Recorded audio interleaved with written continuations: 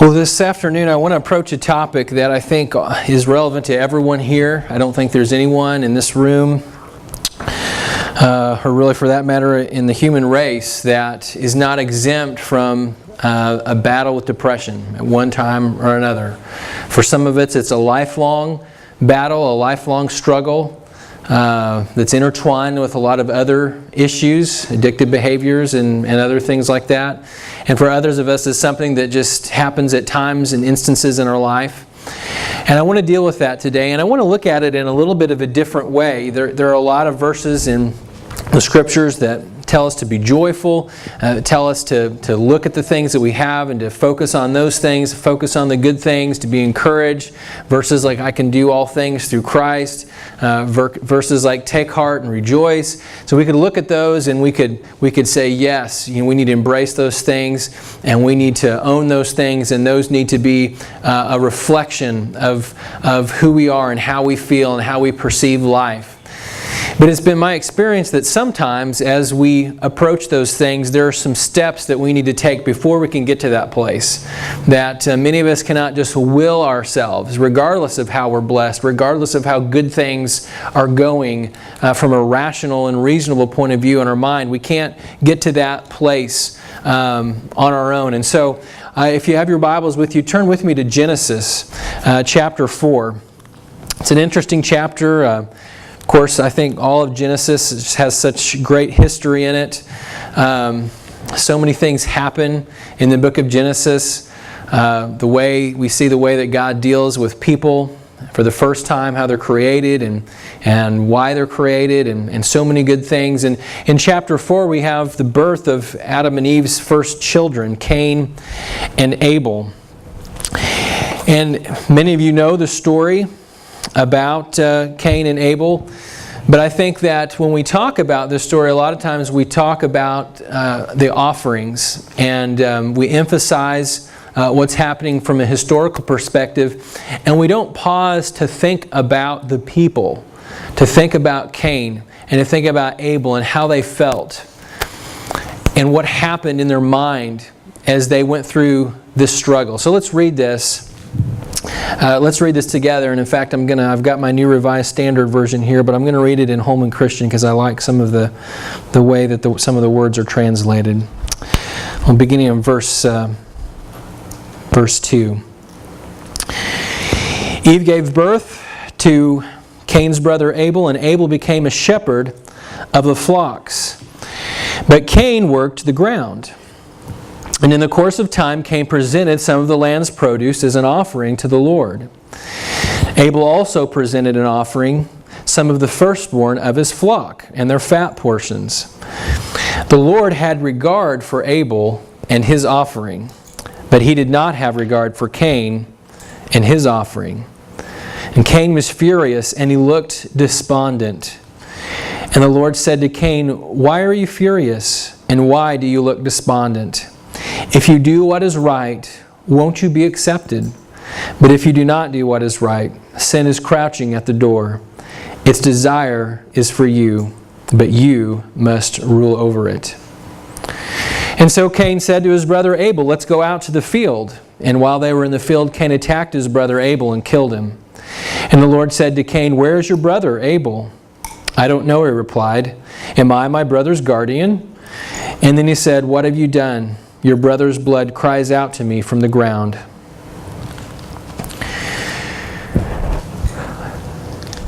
I think the obvious question is, why did God accept Abel's offering and not Cain? Is it because God likes meat more than vegetables? Probably not. Probably not. The best we can tell from looking at this verse and looking at the context of this verse, it was not the offering that was given, but it was the way in which it was given. It was the heart inside in which it was given. But can you imagine being Cain? Think for just a moment about him. What it must have been like to be him. To see your brother's offering accepted. And to have the blessing of that, to have that joy that comes from being accepted.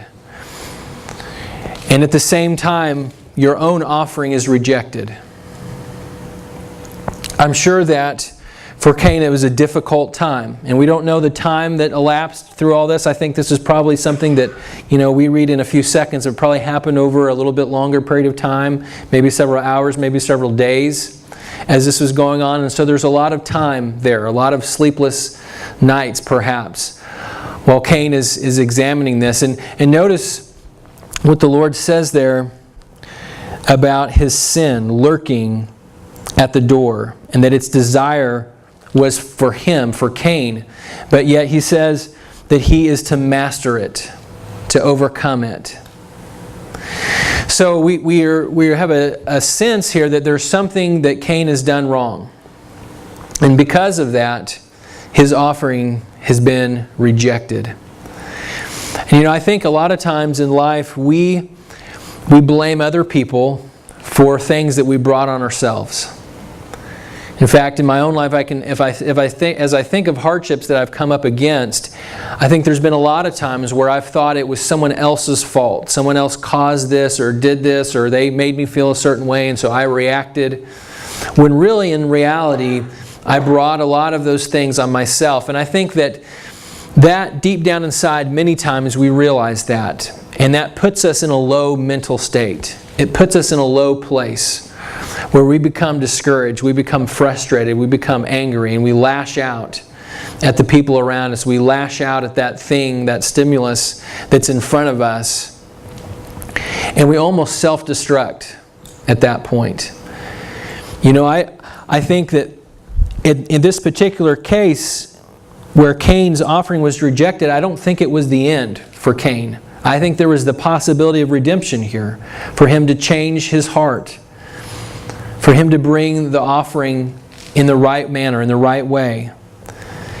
But instead of choosing to do that, he lashed out, he became angry, and he killed his brother. And then there was a punishment which, as the story goes on, Cain is cast out and endures a terrible consequence for his action for the rest of his life. Our enemy, the devil, he recognizes that the most effective way to take us out is for us to self-destruct. If we take ourselves out, how much easier is that for him? And so we need to be wise to that. We need to be shrewd and thoughtful as we approach these struggles, these difficulties in our life. Those things that throw us down on the ground. Those things that cause us to become disenfranchised with our lives. To have feelings of inadequacy and feelings of being unable to do or accomplish those things that are in front of us. And even in that low time, in that frustrating time, we're down, but we're not out. It's up to us. It's our place, our choice to choose to respond to that. Whether it's our fault or not. There are times when difficult things happen and they're not our fault. And we're down. We still have that same choice. We can get back up again, or we can just stay down and defeat ourselves and self-destruct. And that's what the enemy would like to see us do.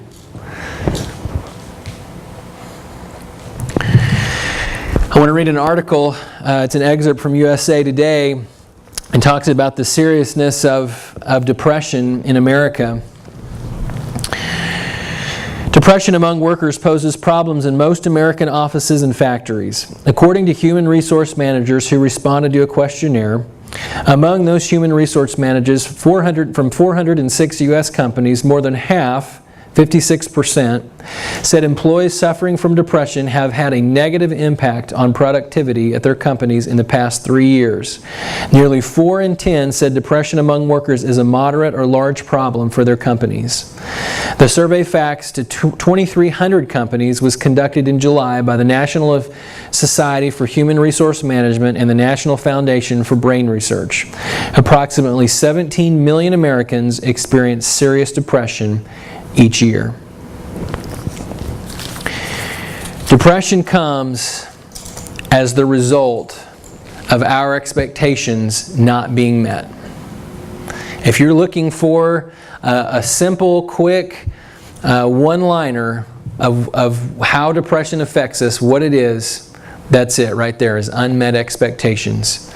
We perceive that the world should be a certain way, and that in that world things should happen to us in a certain way. And when that fails to happen, oftentimes we become depressed. We become frustrated, we become disillusioned. And that's a tough place to be. And a lot of times we don't recognize that. We don't recognize that we have this premise of what life should be and how we should be treated. And we're going in that, we're walking in that premise, we're walking in that path, and then we hit a brick wall, and we didn't see it coming, and it just takes us out. And we are down, and we are hurt, and we are frustrated, and it affects everything in our life. It impacts everything that we're doing, everything that we're thinking. Symptoms of depression: loss of interest in normal activities, feelings of guilt, worthlessness, hopelessness, unusual weight gain or weight loss, not being able to sleep or being disturbed during sleep, anxiety, crying, slow thinking, suicidal thoughts. All of those things are symptoms. And I think that if we're honest with ourselves, we'll recognize when we're down. And if there's a lot of different ways from a psychological perspective. Psychologists tend to look at depression in terms of either cognitive, behavioral, or psychodynamic terms. All right. So what that means is your cognitive is your thought process. How you think about things, how you perceive the world.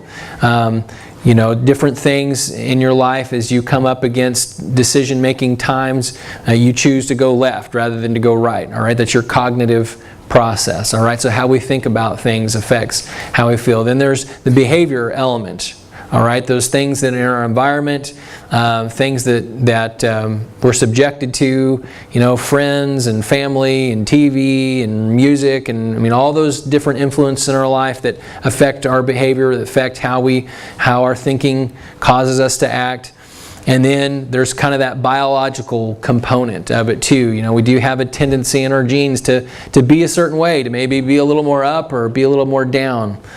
And so all of those things kind of play a part in this. And they play a part in this. And I want you to think about, although, I'm not one that just buys into the whole, secular psychology realm and how all that pans out, I do think there's value in recognizing that our thinking and the way that things happen around us in our environment, it does have an impact on us. It does have an impact on us. And there's kind of a process for how that all works together. And of course, it starts in our mind. We have a thought. We think something. Sometimes those thoughts, that's stored information that we've gotten. Sometimes those thoughts are just how we're wired a little bit biologically. Then we go through that process of thinking, and then we act on something based on that thought. And so that you may say, wow, well that's definitely an oversimplification. But yet, many times we hear statements coming out of our mouth like, you made me mad, or you made me sad, or you caused me to do this. And really, the truth of that is that we chose to do those things. Certainly someone can have an impact on what we choose to do, but it's still our choice. No one controls us. No one forces us to do or to not do anything at all. And so it's very important for us to recognize that and to realize that even though we're depressed, we're down, how we act, how we respond as a result of that is up to us. So there's thinking, there's our behavior, and then finally, lastly, are our emotions. Our emotions are a reaction of that whole process. So a lot of times we think of it backwards. We think, I feel a certain way, and that causes me to think a certain thing, and then I act a certain way. But that's not true. That's not how it works. Our feelings always come as a result of what we choose to do. are a result of the things that are around us. And so we have to recognize that it's in our mind, that we have to take captive those thoughts, just like Paul says in the New Testament. We have to capture that stuff, and we have to grab a hold of it tightly and cause it to lead our behavior, which in turn leads our feelings, rather than the other way around, letting our feelings dictate how we think about things and how we act on different things. So as we talk about depression generally, I think we have to recognize that we've got to change the way that we think. I mean, at the end of that process, all kinds of chemical changes have happened in our minds. You know, you hear about all, epinephrine and serotonin and all these things, testosterone, estrogen. I mean, there's all of these different chemicals and hormones in our bodies. And as we experience different stressors and we experience different things in our life, those chemicals all change. And they cause our heart to race. They cause us to become excited, depressed. I mean, all realm of emotions. And we have a tendency as people to let those chemicals and let how all that is happening in our mind, in our bodies, dictate how we act, how we behave. But that's when Christ talks about setting us free, Him coming that we might have life. He's talking about freeing us from that whole process, that we don't have to be bound by that. We're not slaves to that. And if we're angry with someone, we're not slaves to murdering them. That's not a sickness, that's a choice. As are a lot of things, I think, in our culture that we call sicknesses sometimes. It's choices that we make because we get into a pattern of behavior. When we talk about addictions, for example, addictions happen because in our mind we think about things a certain way, and we go through this process of thinking and rationalizing that action, and we act out on it, and it becomes a pattern, and we like that pattern because it has a reward at the end of it. And even though there's probably some negative consequences that we're experiencing, we're just locked in that pattern. We're locked in that cycle. And yet Christ wants to set us free from that. So what am I saying? Am I saying that if you get saved or if you accept Jesus, you're never going to be depressed? I'm absolutely not saying that, because it doesn't work like that.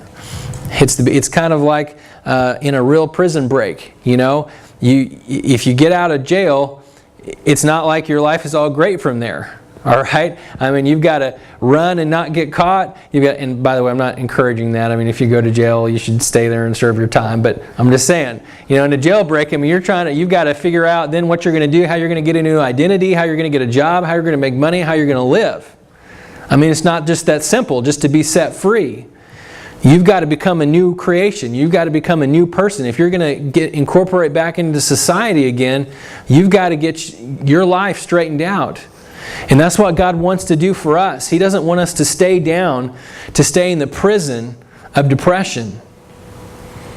But some of us have, I think, surrendered to that. Maybe not all the time, but we just think, man, I'm down, I feel terrible, I'm just going to stay down. When you have the power through the Holy Spirit of God to overcome that. And so let's talk a little bit more about overcoming that. What does it mean to overcome that? What's our first step? How do we get past that? How do we choose to act in spite of our emotions? That's very difficult. That's very difficult. I kind of think of it, I'm a visual learner, I kind of think of it as there's two lines here. All right? You've kind of got this straight line, this is the thinking line. All right? It's straight, it's going in one direction, it's reason, it's rational, it's all the things that we learn in the Scriptures, loving our enemies, being patient, being kind, all the fruits of the Spirit. It's all happening right there in that nice straight line. Okay? Then there's our feelings, all right, our emotions. And it's like this. Up and down and up and down and up and down and up and down. All right? And the reality that we're faced with is that we do not have to act on this. All right? We don't have to become angry when we're frustrated by something. And we don't have to just get crazy when we're excited. We have this mountaintop experience and then we fall off of it again. All right? We can be that nice, smooth line. It's just a choice that we have to make. And so where does it start? It starts, number one, with taking the focus off of self, off of ourselves. One of the biggest problems that we have is us. Okay? Say it another way. The biggest problem you have right now in your life is you. Right? It's not your mom, it's not your dad, it's not your brother or your sister or your husband or your wife or your son or your daughter or your brother-in-law twice removed or whoever it is, your boss. It's you. You're the biggest obstacle to becoming the person God wants you to be that there is in your life. Period. All right? So you've got to accept that and take that in and soak that in. All right? And accept that. Because the good thing about that is there is only one person in this world that you can have a dramatic impact on. And that's yourself. Again. All right? So it's very important to recognize that, to in your mind to begin to think, man, that's right, I have 100% control over what I choose to do.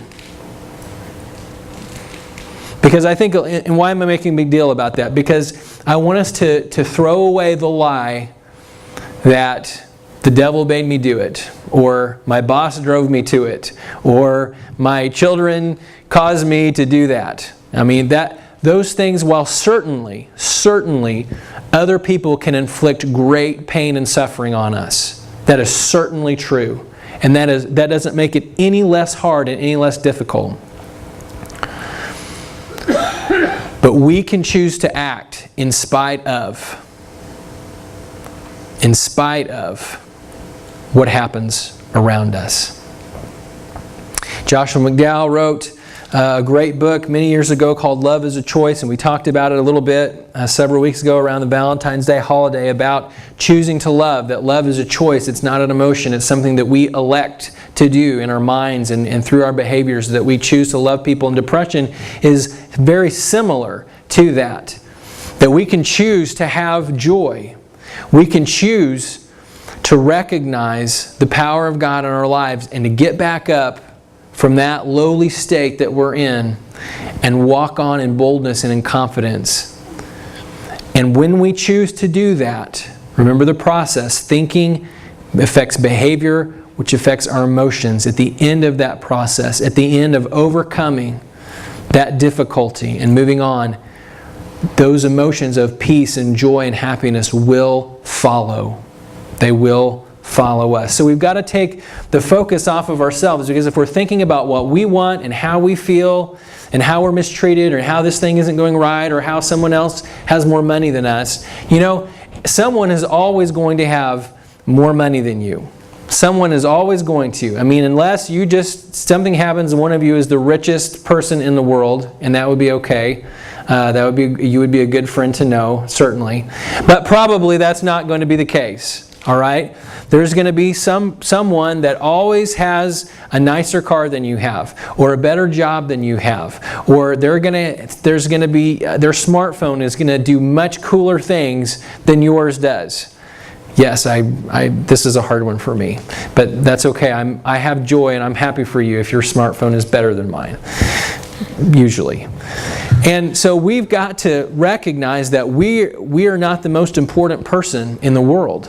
In fact, Christ tells us to set aside what we want, to set aside our desires for other people. I mean, think about all the loves commandments, okay? Love for our neighbor, love for our spouse, love for our parents. I mean, it's all over the place. Where does it ever say to love yourself?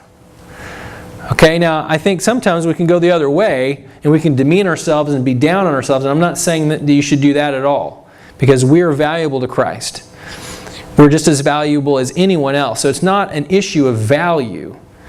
It's an issue of how we choose to live our lives. If we live our lives humbly, then we will be constantly serving other people. We will be thinking of them higher than we think of ourselves. So we will be servants to them. We'll be kind to them, treating them the way that we want to be treated, and so on and so forth. And I think that in answering the question of why does it help to take the focus of ourselves, when we're not thinking about how bad we feel, we're not thinking about all the things that we want to have that we don't have, we're not thinking about that great career that we'd like to have or that great house that we'd like to have, we're focused on other people, then those feelings of angst and frustration and sadness, they begin to subside. They begin to depart from us. Because we're focusing on kingdom things. We're focusing on a bigger picture, something that's bigger than ourselves, bigger than our small little life. But sometimes we're so big in our vision. I mean, it's just like holding your hand in front of your face. You can't even begin to see the world around you. I can't even begin to see the world around me because I'm so absorbed with myself. So we've got to begin to let go of that, to focus on other things, focus on serving others. All right, and then from that, the different choices that we make, they begin to change how we feel. They begin to change how we see the world. For example, there was a young lady at lunch today. They were sharing about a mission trip that she went on last summer and how it had changed her life, changed her perspective. It had brought a great joy into her life this year. I have similar experiences on various mission trips that I've been on. When I go somewhere else and I see the struggles that other people have, I begin to recognize all the blessings that I experience and enjoy, things that I don't even think about. But it's because my focus is off of myself, it's on to other people, other things. And so we've got to turn that around, because if our thought process is, I'm number one, I'm most important, I have to be happy, I've got to do everything for me and have everything for me, and if we have that attitude, if we have that thought process, it's going to only hurt. It's only going to hurt us in the end. It's going to hurt people around us, but it's going to hurt us because we're so focused and so absorbed on ourselves that we won't be able to see outside of that. I am convinced that Satan attacks us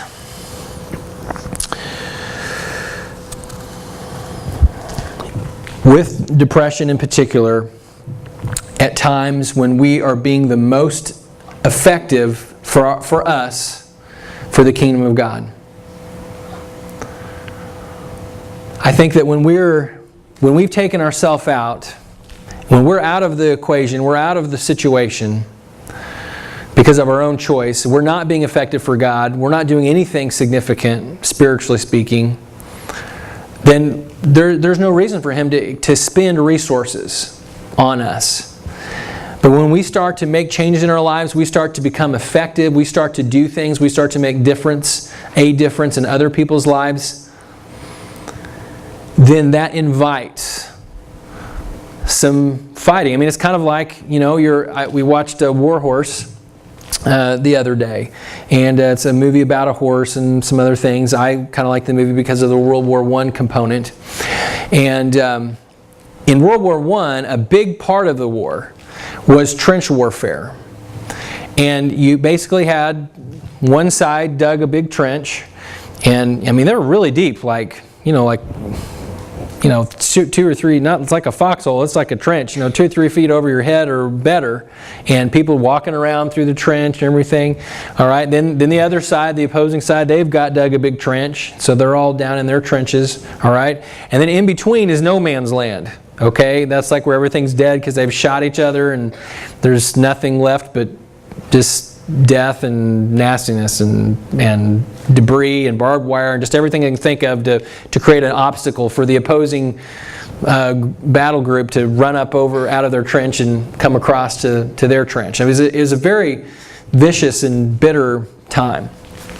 But when you're in the trench and you're just kind of hanging out waiting for something to happen, well, nobody's really shooting at you because you're going to be hard to hit. You're not really risking anything because you're not out there. But the minute you come out of that trench, you are a target. I mean, you are right there. And you've got obstacles to overcome while people are shooting at you. All right? And that's what that's like sometimes. Not always. There's times when God just puts that spiritual shield around us and we just run with Him and go. And it doesn't matter what kind of weapons are aimed at us, we overcome those things. But there's also times where the enemy hits us and hurts us and wounds us. And when you're laying down on the ground, you've been shot in the leg and you're in no man's land, that's a tough place to be. That's a difficult place to be. And that's where some of you are this morning. You've been shot and you're just kind of laying there. And you know that if you continue to lay there, you're eventually going to die. You might be able to lay there for days before you die. But you know eventually you will. But if you get up, then not only is it going to be painful to walk, especially if you got shot in the leg, but you're going to bring yourself under fire again, and it's a mess. So we're stuck with that difficult choice of pain and a little pain and a lot of pain in a lot of sense. But God wants us to gain strength, to stand up, wounded or not, obstacles or not, barbed wire or not, people shooting at us or not, and to move forward and to take the objective that He's called us to take. You know, God has a purpose and a plan for every single person in this room. There's not one person in here that God feels indifferent about. God has things that He wants you to accomplish, that He wants to accomplish through you. But you've got to decide for yourself whether you're going to pursue those things, or whether you're just going to kind of lay down,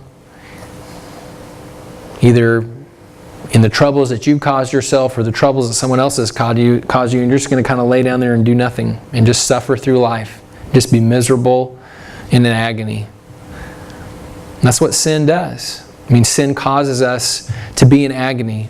I mean, you know, I think that when we think about God and who He is, I don't see God as this wrathful, vengeful, hateful God that just wants to punish us and has given us all these rules so we'll be miserable. I see God as this God that looks down on the earth and He sees all the things that will hurt us. He sees all the things that will damage us in our lives. And rather than watch us continually be tormented by all these things that we don't know about that are unforeseen for us, He says, you know what, here's some parameters, and if you'll live life like this, you will spare yourself so much pain and so much suffering. And so I'm going to come down, I'm going to say, Jonathan, don't do this thing. Do this thing. Choose this. Don't choose this. Because He loves us, because He wants to help us. That's the kind of God that I believe in, that I see when I read the Bible. That's the kind of God that I see. So I recognize that there are things that He wants me to do, and it's not because He just has to get His way about everything. It's because He loves me. He wants what's best for me. Just like with our kids, we love them and we want what's best for them. And that doesn't always mean giving them that sucker that's right there. You know, sometimes that's not what's best for them at the moment. And so we're stuck with those hard decisions. But yet they're our decisions to make. No one can make those decisions for us. You can have people around you that love you. You can have people lay hands on you and pray for you. But unless you choose to allow God to make that change in your life, you're going to bleed out. And it's going to get worse and worse and worse, and you're never going to get better. It doesn't matter what. You can, you know, a lot of times we talk about depression, we talk a lot about drugs and things, and people get really, I've preached about depression before, and people always talk to me after, you know, because I either didn't tell everyone that they should never take anti-depression drugs, or they're mad at me because I did say that you should take, you know. So I've learned to, you know, really avoid that topic. And I think that there are times when you do that things are so messed up somehow in your mind chemically that you do have to take some medications to help. But in the long run, it's very hard to do anything artificially. You know, and it doesn't matter whether it's depression, whether it's anxiety, whether it's weight loss, whether it's smoking, you know, whatever it is. In the end, when it comes down to it, it's the hard work, the good old-fashioned hard work, and overcoming and making choices to be self-controlled, to abstain from things, or to do things that we're abstaining from that we need to be doing. Those are the choices that it seems to always come down to in the end. And so this afternoon as we close, I want to challenge you. If you are down right now, I mean, if you're laying on the ground, I want you to be encouraged, because number one, He is reaching a hand down. He wants to help you up. He wants you to realize that you have a life of peace and happiness that is ready to be grasped a hold of. He wants you to realize that truth is before you. And right now, you may just be writing me off because you think, you know what, I'm sure that applies to everyone in this room, but it doesn't apply to me. But I'll tell you what, it does. God's promises are for everyone. It doesn't matter who you are, what you've done, where you've been. And we could go through the scriptures and we could read 100 stories of people that did horrible things, but God redeemed them. But the one thing that all those stories have in common is that they chose to let God be the one that was ruling in their life. They chose to be the one that said, okay, God, you know what, I'm going to make the hard choices. I'm going to do those difficult things that I don't want to do, that I know are difficult, that I know are hard, that I know that are healthy. I'm going to make those choices because I want to live life your way. I know that living life your way brings joy, it brings happiness. And I'll tell you it does. I've had some down times in my life. And I could, in a lot of those cases, I could rationally, in my mind, I could see that everything was fine.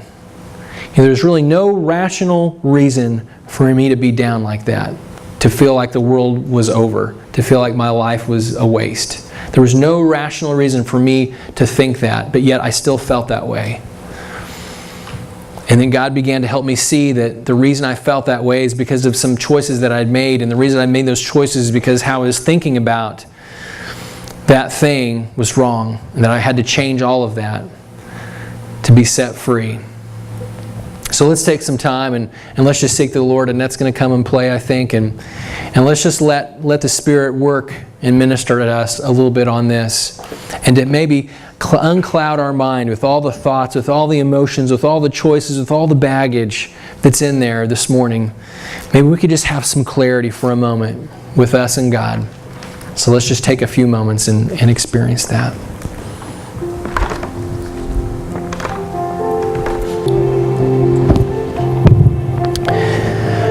God, I just want to pray for every person in this room that's just feeling really down today. It's maybe just stuck in the middle of some hard choices. Maybe we've just made some bad decisions and have brought a lot of suffering into their lives.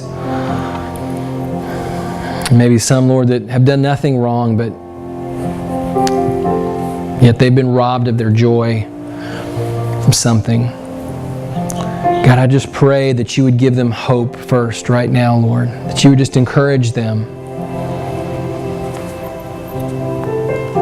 That you would just wrap your arms around them. Lord, help them to see that it's going to be okay. Lord, second, give them courage as they face those things, Lord. Maybe some have been strengthened today and are ready to take on that challenge. And so, God, I pray that you would give them courage. Courage that comes only from you to overcome. And lastly, Lord, I pray for victory. And whatever the challenge is, whatever the difficulty is, Lord, that you would help them to see that you have a plan and a purpose for them. And that they would have the courage to rise up and be counted one of your children, to be counted as part of your kingdom.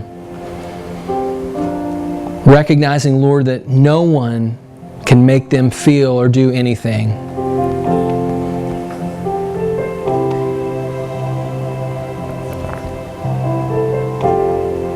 And that they can choose to follow you regardless of the difficulty and regardless of the obstacle.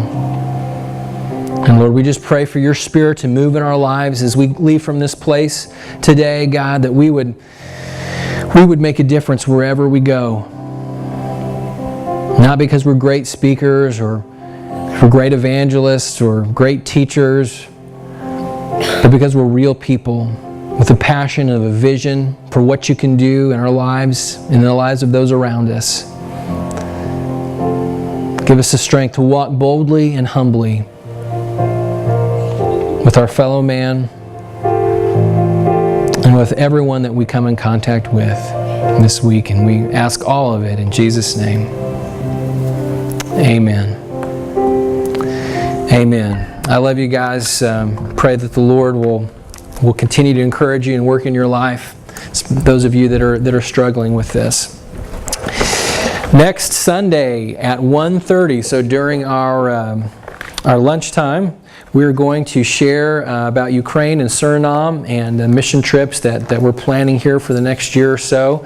And we'll have information about that in terms of price and dates and those kind of things. So encourage you to come and listen to that. I think it's going to be really exciting. I'm excited about the opportunities that God has allowed us to have.